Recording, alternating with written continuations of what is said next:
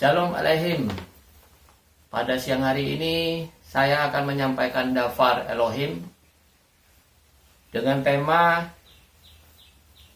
apakah semua penyembah Bapa Yahweh bisa masuk ke dalam Samayim. Ini mungkin tema ini mungkin banyak khususnya para penyembah Bapa Yahweh ini akan bertanya-tanya, loh kok bisa? Ada pertanyaan seperti ini, bukankah kalau sudah percaya Bapa Yahweh di dalam Yeshua HaMashiach itu sudah dijamin keselamatan? Mungkin banyak para penyembah Bapa Yahweh berpikiran seperti itu.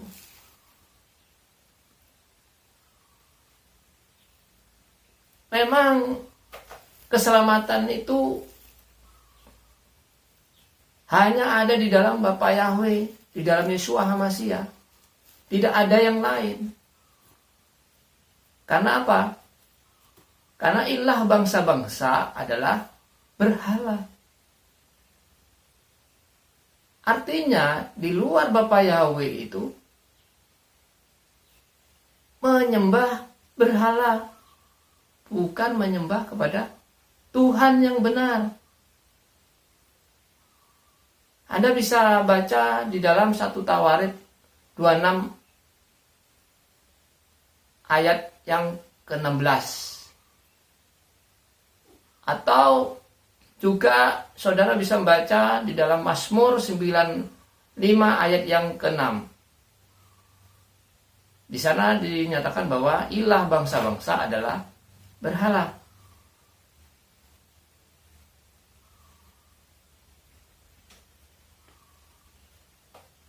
Memang jalannya sudah benar.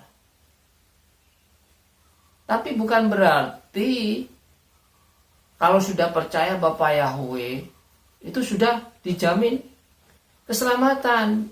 Belum Bapak Ibu. Karena masih banyak yang harus kita jalankan. Yang pertama-tama, kita harus benar-benar percaya kepada Bapa Yahweh dengan segenap hati, segenap jiwa, dan dengan segenap kekuatan saudara. Jadi gak asal-asalan percaya, asal percaya. Gitu loh. Harus sungguh-sungguh. Kalau cuma percaya, setan pun bisa. Setan percaya, tapi apakah dia menyembah kepada Bapa Yahweh? Tentunya tidak. Itu Bapak Ibu. Harus segenap hati. Gak Yahweh-Yahwehan. Nah, setelah sudah percaya dengan segenap hati, ya segenap jiwa. Yang kedua, harus bertobat. Meninggalkan hal-hal yang lama. Dosa-dosa yang lama. Harus bertobat. Kalau sudah percaya Bapa Yahweh di dalam Yeshua HaMashiach tetapi tidak mau bertobat, percuma. Meskipun jalannya sudah benar di jalan Bapa Yahweh, tetapi kalau dia nggak mau bertobat, sama saja itu sia-sia Bapak Ibu. Yang dulunya berjudi harus ditinggalkan, yang dulunya sering minum alkohol harus ditinggalkan, ya kan, dan lain sebagainya. Setelah itu memberi diri saudara untuk dibaptis. Karena apa? Kalau nggak mau dibaptis itu sama saja juga sia-sia Bapak Ibu. Percaya Bapa Yahweh tapi tidak mau dibaptis. Bagaimana menjadi satu tubuh dengan Yeshua HaMashiach? Bagaimana menjadi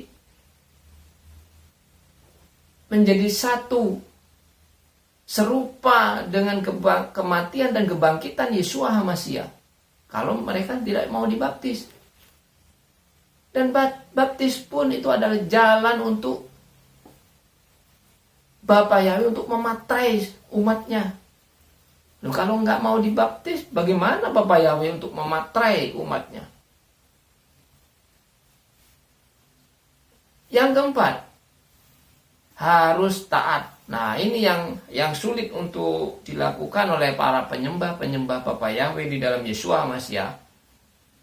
Yaitu apa? Ketaatan. Banyak penyembah Bapak Yahweh, dia sudah benar, tetapi banyak mereka yang tidak taat. Nah, orang yang tidak taat itu tidak dimatrai, Bapak Ibu. Hanya orang yang taat yang akan dimatrai oleh Bapak Yahweh. Jadi enggak cuman dibaptis lalu merasa dimatrai, sudah belum. Ini hanya diberikan kepada orang yang benar-benar taat. Kalau cuma Yahweh-Yahwehan dibaptis-baptisan, ya enggak bisa. Berapa banyak orang yang sudah percaya Bapak Yahweh dan dibaptis, mereka akan masih menyembah kepada ilah yang lama. Masih campur-campur. Kalau memang dia dimatrai,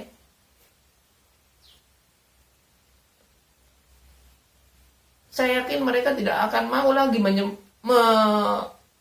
beribadah kepada tempat yang lain, beribadah kepada ilah yang lama. Itu artinya mereka belum dimatrai. Kalau sudah dimatrai, gak akan mau, Bapak Ibu. Jadi sekali lagi, yang dimatrai itu adalah orang yang benar-benar taat kepada Bapak Yahweh, perintah-perintah Bapak Yahweh. Coba kita baca di dalam Kisah Para Rasul, ayat yang pasal kelima, ayat yang ke-32. Kisah Para Rasul 5 ayat yang ke-32. Kisah Para Rasul 5 ayat yang ke-32. Dan kami adalah para saksinya dari kejadian ini, dan juga Roh Kudus yang telah Elohim berikan kepada mereka yang menaati Dia. Nah, Roh Kudus diberikan kepada mereka yang mentaati perintahnya. Yaitu siapa? Perintah Bapak Yahweh, Torah.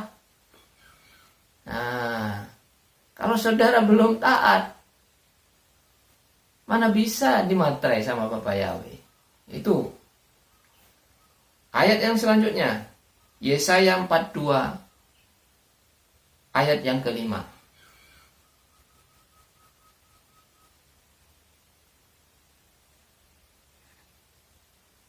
Yesaya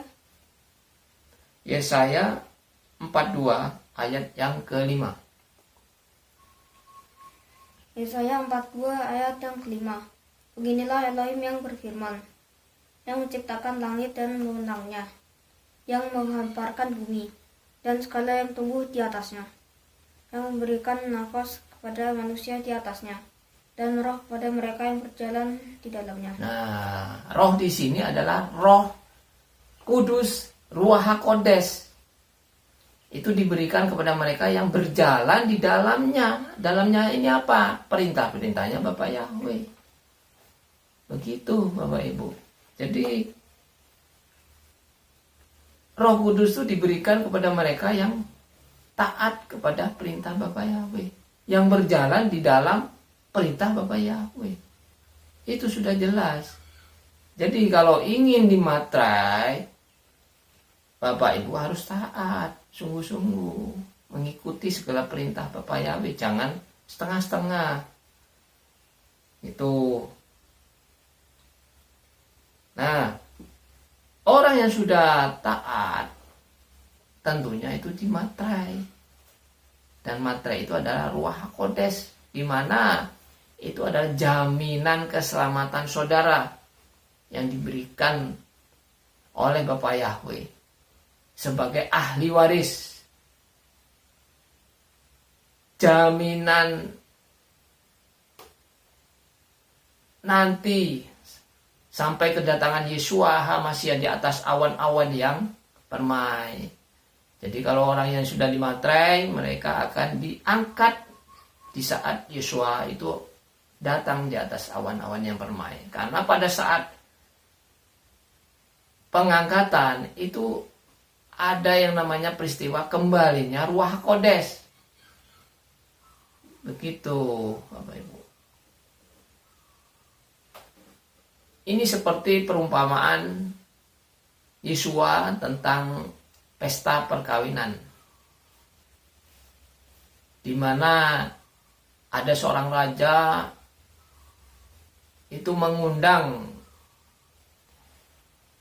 para undangan yang telah ditentukan. Nah, raja ini mengutus hambanya untuk mengundang. Tetapi apa yang terjadi? Banyak orang yang menolak. Sehingga raja ini menyuruh hamba yang lain untuk mengundang yang lain. Ternyata mereka mengabaikannya dan meninggalkan dengan pekerjaan-pekerjaan mereka. Dan yang lain bahkan mereka menangkap dan menyiksa dan membunuh si hamba ini. Akhirnya apa? Si raja itu marah. Dan si orang-orang ini akhirnya apa? Dibinasakan. Sehingga raja ini menyuruh hamba yang lain untuk mengundang orang-orang yang ada di lorong-lorong, di jalan-jalan, yang seharusnya mereka bukan undangan. Raja ini menyuruh hambanya untuk sebanyak-banyaknya untuk datang di dalam pesta perkawinan tersebut. Sehingga apa? Banyak orang yang datang di dalam pesta perkawinan itu. Tetapi raja melihat ada seseorang yang tidak memakai pakaian pesta perkawinan. Sehingga raja itu bertanya kepada seorang ini, Kenapa kamu bisa datang ke sini tidak memakai baju pesta perkawinan? Orang tersebut diam. Akhirnya si raja ini menyuruh pelayannya untuk mengikat tangan dan kakinya dan mencampakkannya ke dalam kegelapan. Ini adalah gambaran, Bapak Ibu. Orang yang diundang awalnya itu adalah orang-orang yang sudah ditentukan, yaitu orang Israel. Tetapi mereka menolak, sehingga raja ini mengundang orang-orang di luar Israel. Bapak Yahweh itu mengundang orang-orang yang di luar Israel, yaitu apa? Orang-orang non-Yahudi. Orang Goyim, termasuk saya dan saudara, diundang semua untuk datang kepada Bapak Yahweh.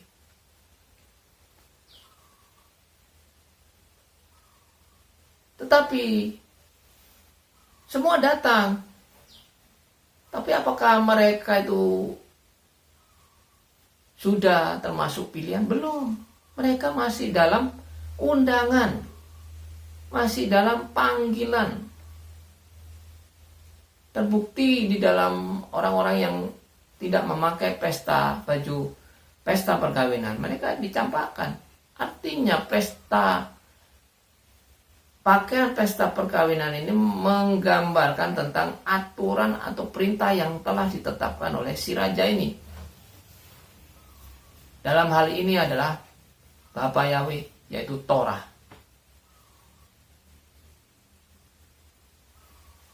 Jadi pakaian pesta perkawinan itu adalah aturan yang telah ditetapkan oleh Bapak Yahweh. Jadi banyak dipanggil, sedikit yang dipilih. Banyak yang dipanggil itu bukan berarti orang yang menolak nama Yahweh. Orang yang diberitakan nama Yahweh dan menolak. Bukan hanya itu. Tetapi orang yang sudah menyembah kepada Bapa Yahweh. Orang yang sudah datang ke di dalam Bapa Yahweh. Tetapi mereka tidak mentaati apa yang Bapa Yahweh perintahkan. Maka orang itu akan ditolak.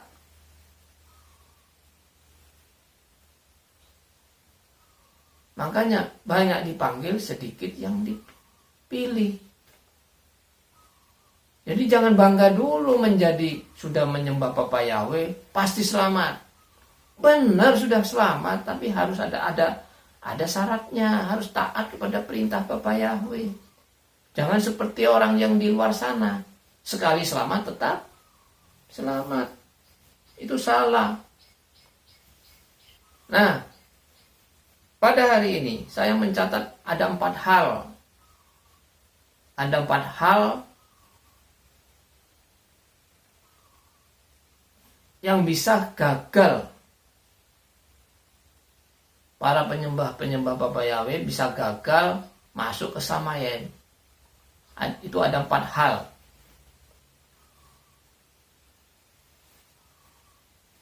Yang pertama,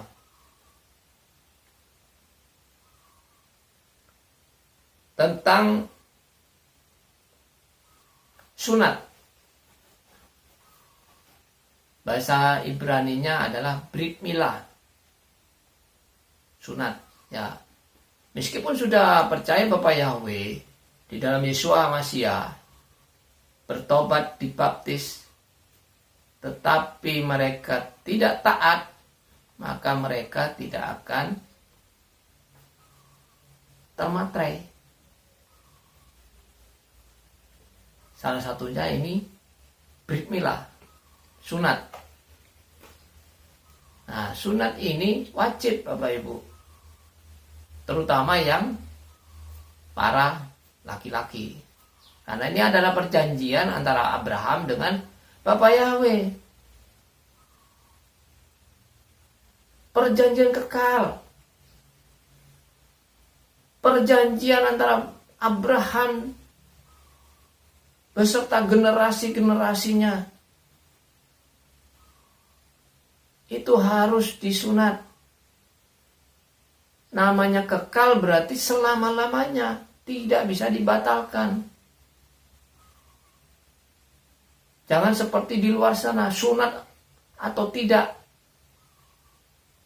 gak masalah. Loh, itu salah. Karena ini perjanjian kekal. Kalau pengen masuk di dalam perjanjian Abraham, ya harus sunat. Bangsa Israel sebelum masuk di tanah perjanjian, yaitu Kanaan, tanah yang dijanjikan oleh Bapa Yahweh, mereka harus sunat semua. Harus sunat. Sehingga apa?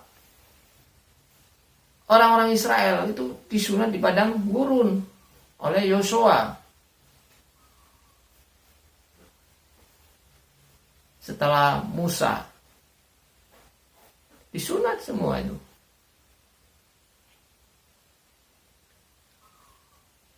Jadi kalau orang yang gak mau sunat, gak bisa masuk ke Samayen Bapak Ibu. Mereka akan dilenyapkan karena dia mengingkari perjanjian.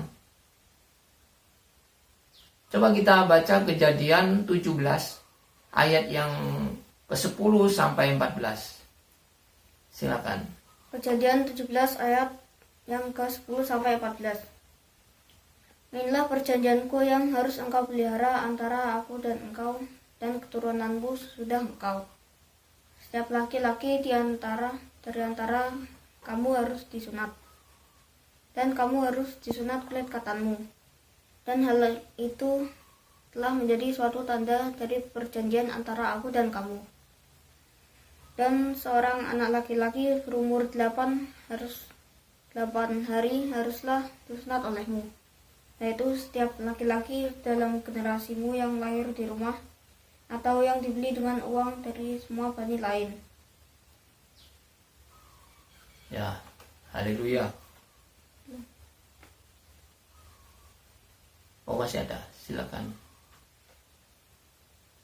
Dari semua bani lain, yang ia bukan dari benihmu, ya yang lahir di rumahmu, dan dia yang dibeli dengan uang harus disunat. Dan perjanjianku akan ada di dalam dagingmu sebagai perjanjian yang kekal.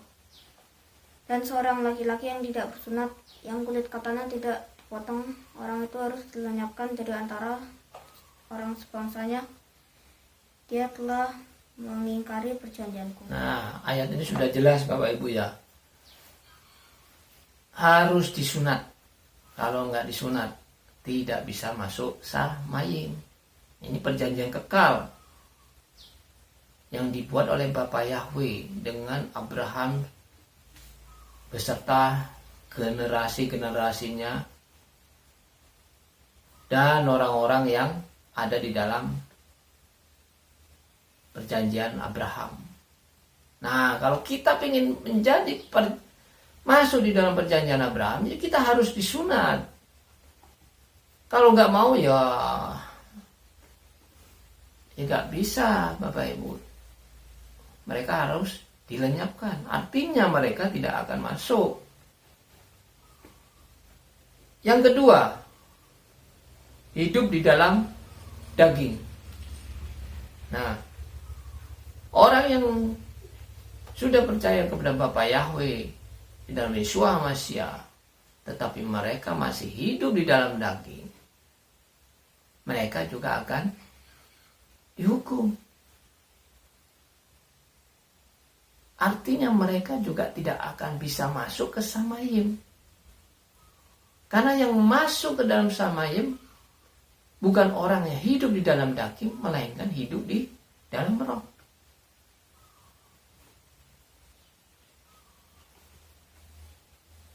Harus hidup di dalam roh. Jadi segala sesuatunya, pola pikir kita harus dengan roh, bukan dengan daging.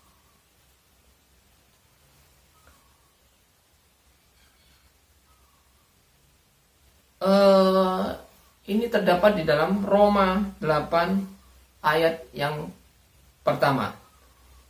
Saya bacakan pertama ya, versi ILT.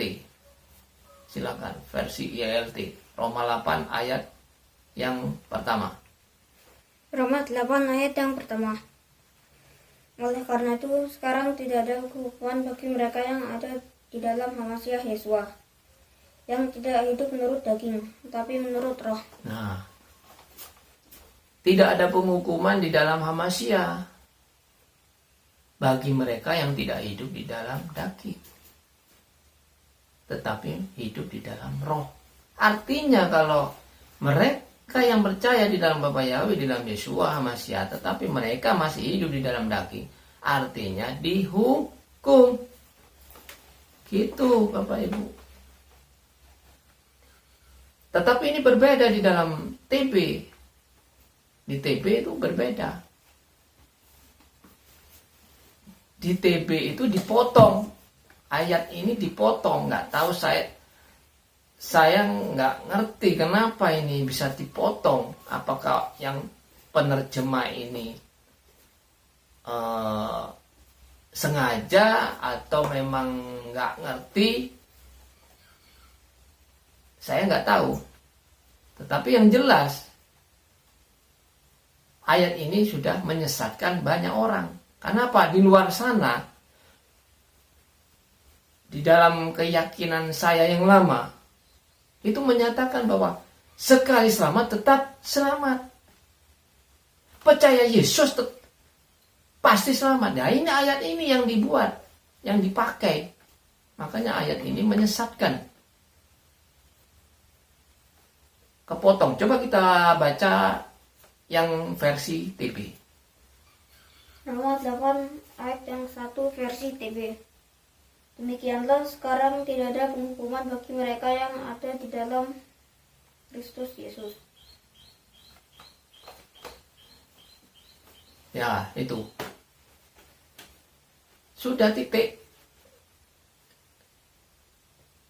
Jadi nggak ada penghukuman. Yang hidup di dalam Yesus Kristus itu sudah nggak ada penghukuman.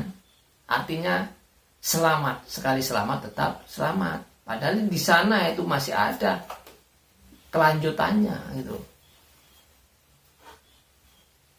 Itu.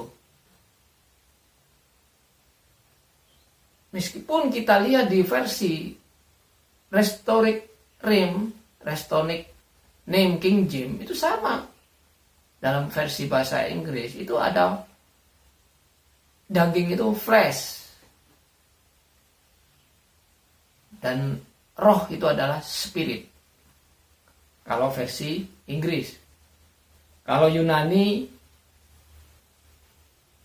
itu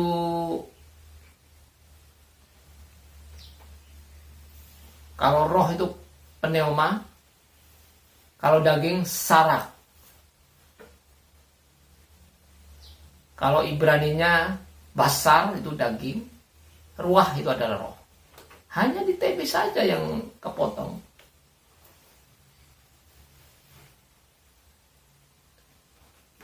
Nah, di dalam hidup di dalam daging itu ada di dalam Galatia 5 ayat 19 sampai 21. Saya tidak akan membacakan, Anda bisa baca sendiri. Galatia 5 ayat yang ke-19 sampai 21. Di sana saudara bisa baca perbuatan daging.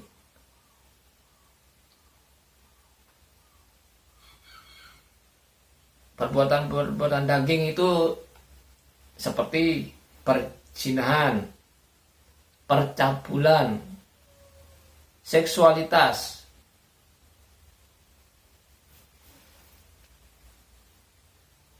penyembahan berhala, sihir, permusuhan, perbantahan, iri hati, amarah, persaingan, perselisihan, dan lain sebagainya. Itu contohnya. Pembunuhan. Pembunuhan ini bukan untuk dengan arti membunuh, menghilangkan nyawa orang lain, Bapak Ibu. Membenci sesama manusia, dendam, itu sudah termasuk pembunuhan secara rohani. Itu nggak masuk, Bapak Ibu. Jadi pembunuhan ini bukan semata-mata menghilangkan nyawa orang lain, bukan.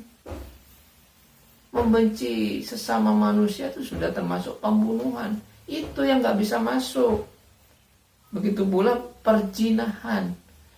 Perzinahan itu nggak harus dengan sesama pasangan orang lain, mengingini pasangan orang lain, bukan.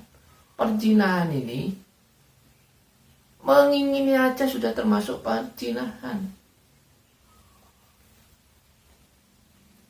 Lalu secara rohani, menduakan Bapa Yahweh itu termasuk perzinahan. Memancing, hobi mancing, ya kan? Pokok segala sesuatu yang menduakan Bapa Yahweh itu sudah termasuk perzinahan secara rohani. Itu nggak masuk, Bapak Ibu. Yang ketiga, iman yang suam-suam. Tidak panas, tidak dingin. Artinya anget-anget, Bapak Ibu. Jadi, orang yang sudah percaya kepada Bapa Yahweh di dalam Yeshua Masiah, tetapi mereka masih campur-campur, masih menyembah ilah yang lama, masih sering duduk makan di dalam tempat kuil berhala, mereka akan dimuntahkan. Mereka akan dibuang.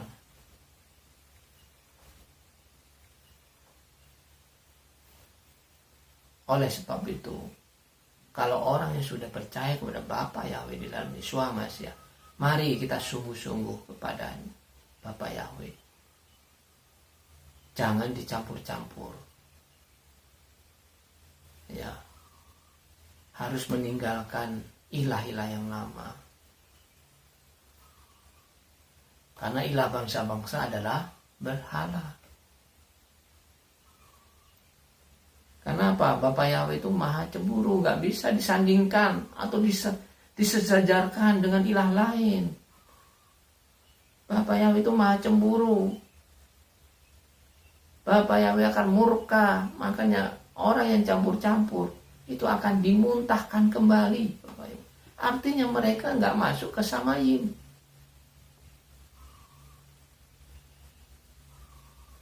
Jadi harus sungguh-sungguh dengan segenap hati, segenap jiwa.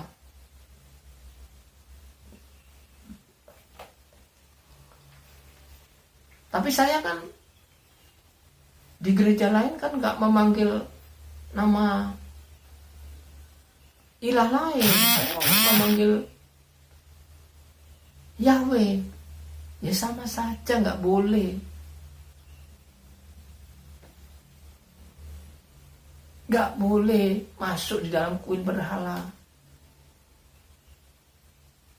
Itu artinya masih campur-campur. Saya semenjak mengenal Bapak Yahweh dan menyembah Bapak Yahweh, saya tidak pernah menginjak yang namanya gereja. Sampai hari ini saya gak menginjak sekalipun. Karena apa? Yang kita sembah itu sudah berbeda. Gak sama. Saya menyembah Elohim yang disembah oleh Abraham, Ishak, Yakub. Bukan menyembah ilah bangsa-bangsa. Karena Israel tidak pernah menyembah yang namanya Allah. Orang Israel itu yang disembah adalah Bapa Yahweh. Yod He Waw He.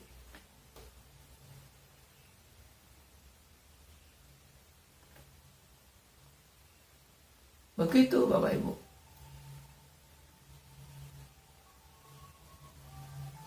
Makanya dulu saya kan terkejut ketika saya itu mengenal nama Bapak Yahweh di dalam Yeshua Mashiach. Saya itu terkejut. Kenapa? Karena yang saya sembah selama ini bukan Bapak Yahweh tetapi ilah lain. Bangsa Israel gak pernah menyembah yang namanya Allah. Allah itu ada di dalam kitab terjemahan. Hanya ada di dalam kitab terjemahan.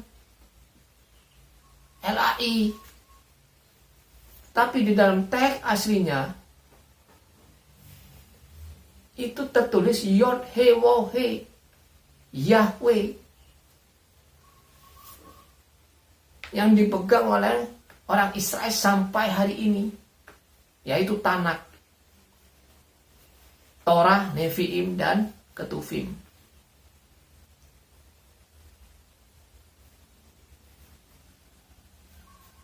Jadi yang ada di dalam kitab nama Allah yang ada di dalam kitab terjemahan ini hanya kitabnya orang Kristen Indonesia, kitabnya orang Melayu, termasuk Malaysia, Filipina, Singapura. Itu sama. Di dalam kitabnya itu tertulis Allah, karena yang menerjemahkan satu orang, yaitu Abdullah bin Abdul Qadir. Ini yang memasukkan nama Allah ke dalam kitab, yang dipegang oleh orang Kristen sampai hari ini.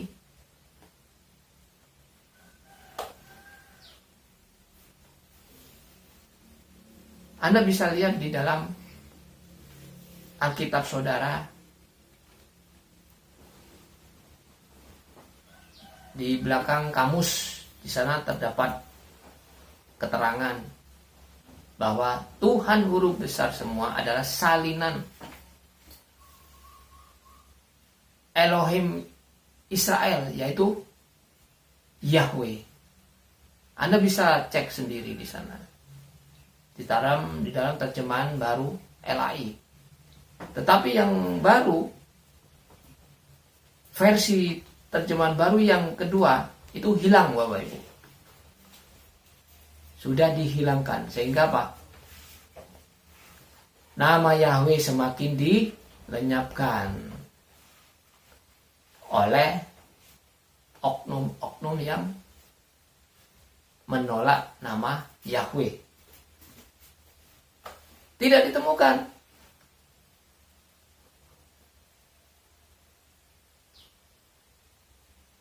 Bukannya nama Allah yang seharusnya dikembalikan, malah nama Yahweh ditenggelamkan.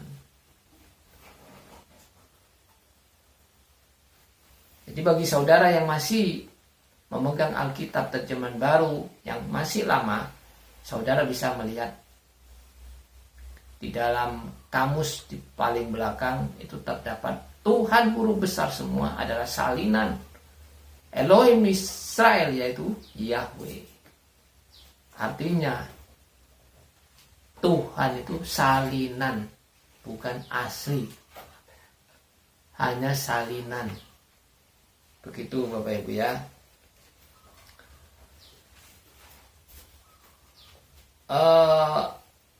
Iman yang suam-suam, saudara bisa baca di dalam Wahyu 3 ayat 15 sampai 16.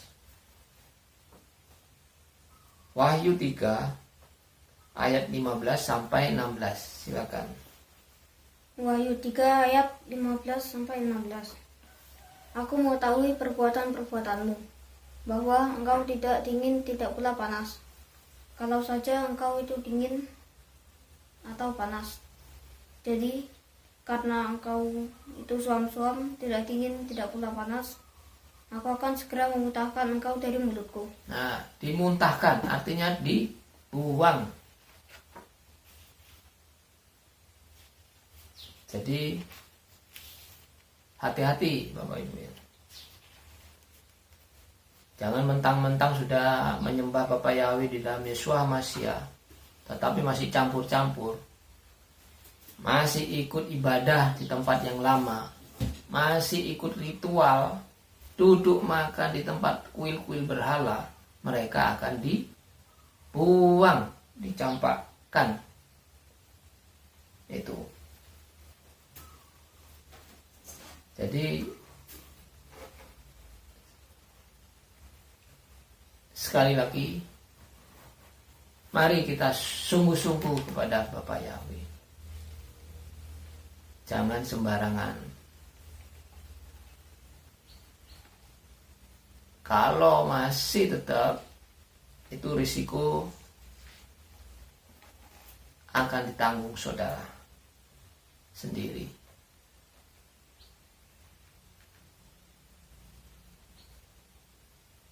Masih ikut perayaan-perayaan hari raya yang lain, toleransi, ikut menyumbang tempat berhala, berpartisipasi.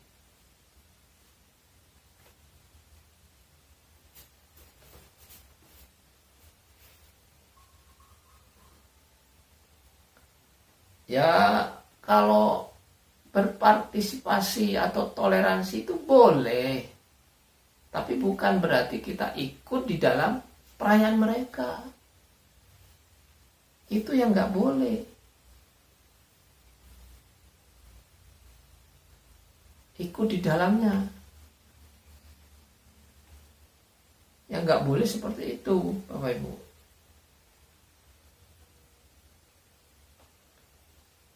Terus yang keempat, yaitu tentang pengudusan hari Sabat Nah, ini yang belum ditaati oleh penyembah Bapak Yahweh.